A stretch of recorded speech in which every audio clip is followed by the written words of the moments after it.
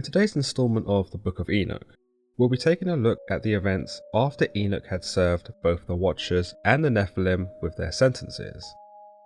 Not only is he seemingly lifted up into the heavens by the angels, perhaps a reward for his good work, but he is also shown the more desolate places in the universe, including an ominous barren land, a prison for the angels, and of course, the Great Lake of Fire. But before we get stuck into the nitty-gritty of Enoch's Journey, I'd like to talk to you about the sponsor of today's video, Call of War, a free online PvP strategy game. In Call of War, you get to play as various nations in World War II, and do battle against up to 100 other players as you fight to control territories. In some cases, these real-time skirmishes can take up to weeks to complete, as you and your opponent seek to outwit each other in both the mind and the battlefield. Take command of infantry, tanks, naval vehicles, and the air force to outmaneuver your opponent, and enjoy the rush of successfully pulling off a calculated strike into the enemy territory. I've really enjoyed the back and forth that the game has to offer, and the thrill of constantly being kept on my toes as I juggle between offense and defense. Personally, I found it most satisfying to bombard my opposition with airstrikes as I rain hellfire down upon an unsuspecting patrol.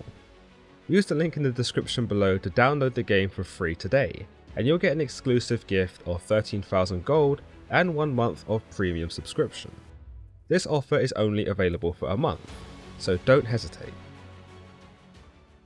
After the judgment of both the Watchers and the Nephilim, we see Enoch rather unceremoniously snatched from the earth, presumably by the angels under God's instructions, where he is taken to a place of darkness.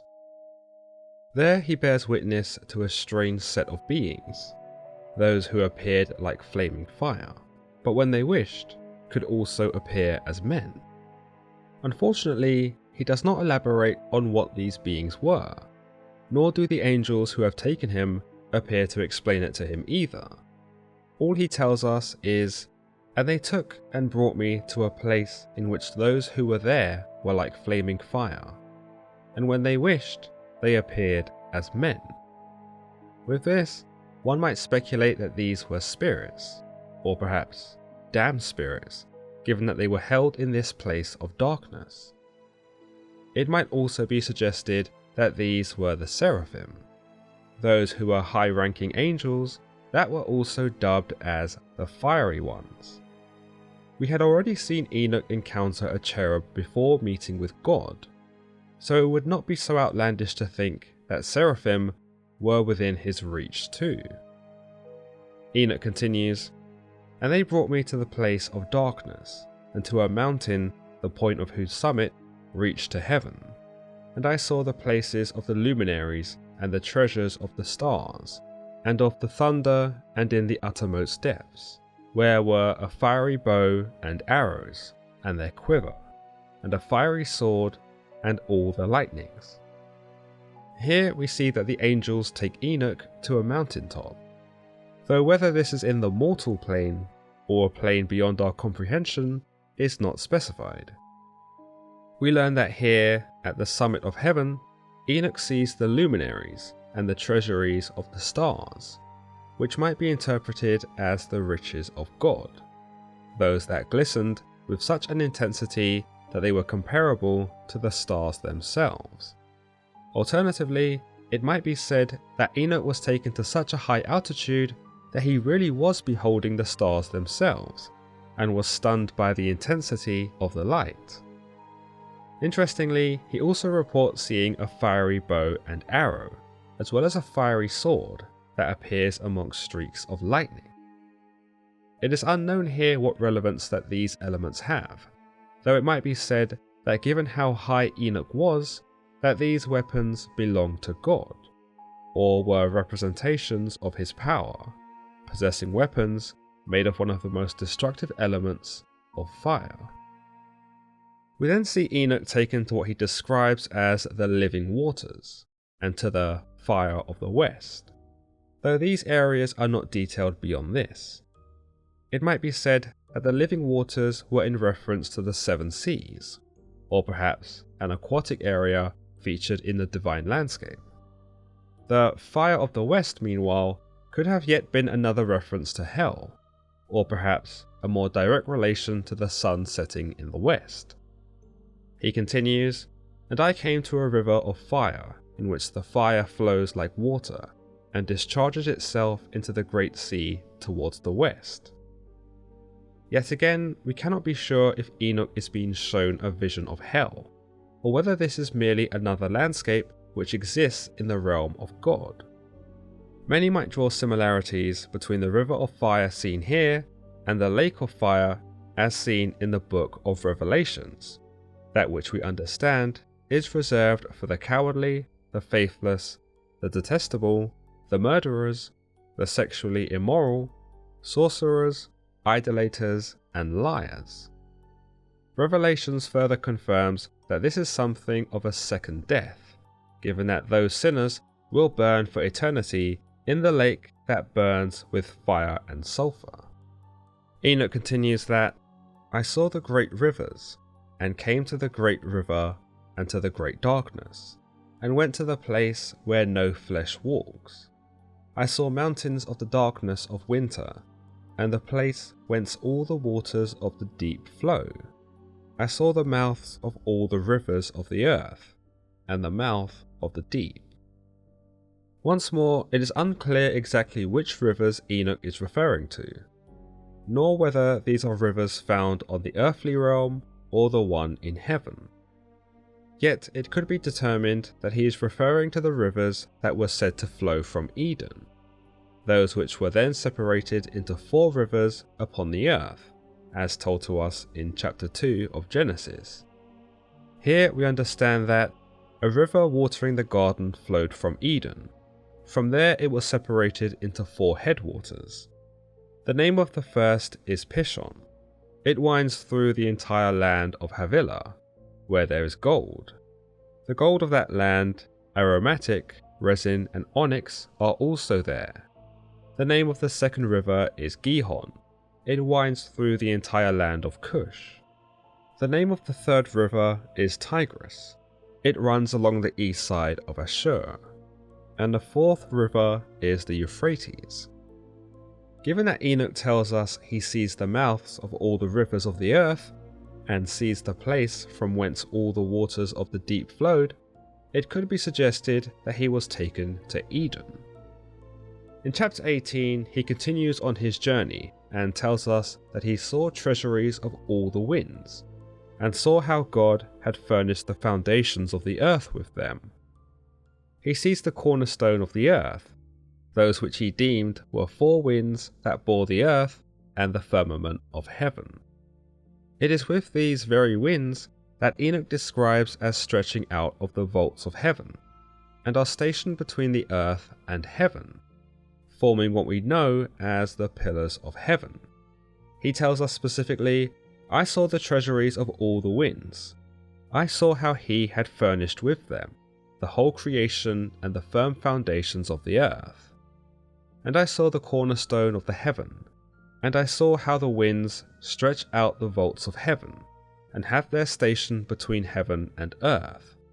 These are the pillars of heaven." These pillars he refers to could be in reference to the pillars of cloud and fire, after Moses leads the Israelites out of their captivity in Egypt. In this part of the Bible, we are told that the pillar of cloud went ahead of them by day to guide them on their path, whilst the pillar of fire appeared at night to give them light. We later see this pillar of cloud sabotage the pursuit by the Pharaoh, who was chasing the Israelites, and we see God stand upon both pillars as he looks down to drown Pharaoh and his men after Moses departs the Red Sea. However, another idea suggests that these 4 winds, or 4 pillars that Enoch sees, are actually in reference to the 4 winds as seen in the Bible, these being the east wind, the west wind, the north wind, and the south wind. We see these winds mentioned in the Bible, where they are associated with some rather tremendous events. For example, we see the winds churn the Great Sea, and we see them decimate and scatter people, sometimes even empires. In fact, we even see the combined power of the four winds in the book of Jeremiah, where the nation of Elam is battered by the winds in an effort to disperse its people. We even see the four winds channel life back into those who were slain in the book of Ezekiel, when Ezekiel finds himself in the valley of dry bones. With Enoch seeing these four winds, from a symbolic point of view, it might be said that he was seeing an indescribable amount of power, or simply beholding the power of God that could not be put into any other words. It's possible that Enoch had no comprehension of what he was actually seeing, and simply chalked up his surroundings to that of the four winds, those which were also interchangeable with the four corners of the earth, or the four corners of heaven. With this, it could be taken to also mean that Enoch saw the whole earth in all of its entirety. He does continue, "I saw the winds of heaven, which turn and bring the circumference of the sun, and all the stars to their setting. I saw the winds on the earth carrying the clouds. I saw the paths of the angels. I saw at the end of the earth the firmament of the heaven above." Believers might get a sense of Enoch's excitement in this passage, where he lists so much of what he sees that it's almost quite difficult to keep track, let alone assign much meaning to his words without taking some liberties. As mentioned, it's possible Enoch had seen all of Earth in all of its entirety, and so it's not so outlandish to say that he came to understand how Earth worked in terms of its place within the cosmos. He recognized the role of the sun and the stars, and appears to understand the circumventive way in which the planets move in accordance with the sun. He also notes that he sees the clouds being moved, perhaps hinting another level of understanding of how our ecosystem functions, and how the elements work in tandem with each other. But again, it's hard to say this without speculation. He claims very briefly that he sees the path of the angels, implying that from where he was, and from the knowledge he had gained, he understood the Celestials in a way that no man had understood before, and could see them perhaps just as clearly as they could see us. He concludes that he saw the end of the earth, the firmament of heaven, suggesting that he gained some understanding as to how the oceans were separated on the earth. He then continues, "And I proceeded and saw a place which burns day and night, where there are 7 mountains of magnificent stones, 3 towards the east and 3 towards the south. And for those towards the east was of coloured stone, and one of pearl and one of jacinth, and those towards the south of redstone. But the middle one reached to the heaven like the throne of God, of alabaster, and the summit of the throne was of sapphire." Here Enoch appears to be describing a place that is constantly illuminated, regardless of the time of day, and there in this place there were 7 mountains made from magnificent stones. The ones in the east, however, were made of coloured stone, with one being pearl, one being jacinth, and one being red. In between these mountains, Enoch describes seeing the middle one reach to the heavens, and that it reminded him of the throne of heaven, where at its apex was the colour of sapphire. Again, it's hard to specify exactly what Enoch is describing without speculation, but mountains in the Bible have been considered to be places that were closest to God, and still hold much significance in both Christian and Jewish cultures. Though the mountain which Enoch describes here does not seem to be congruent with any of the mountains mentioned in the Bible. It is therefore possible that Enoch was seeing this mountain in another plane of existence, perhaps somewhere between heaven and earth, especially considering that these mountains appear to be made from gems by his descriptions. He continues, "And I saw flaming fire, and beyond these mountains is a region at the end of the great earth. there the heavens were completed. It's unfortunate here that Enoch doesn't go into more detail as to what he is seeing, given that whilst we know enough from biblical accounts as to how the earth was created, we seldom see much into how the heavens were created.